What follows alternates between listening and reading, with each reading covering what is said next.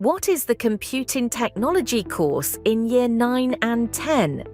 The Computing Technology course in Years 9 and 10 helps students learn how to use computers and technology in smart and useful ways.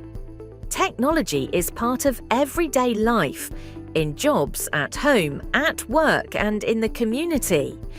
Computing technology teaches students how to use computers to solve real-world problems and prepares them for the future in a world that uses more and more digital systems.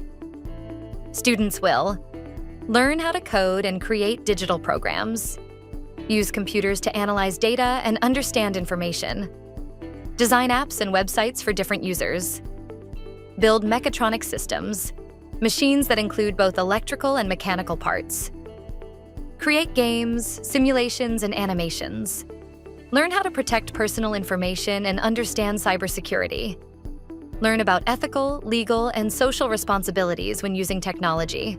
Computing technology is exciting, practical, and future-focused. It is perfect for students who enjoy solving problems, being creative, and working with technology in new and interesting ways.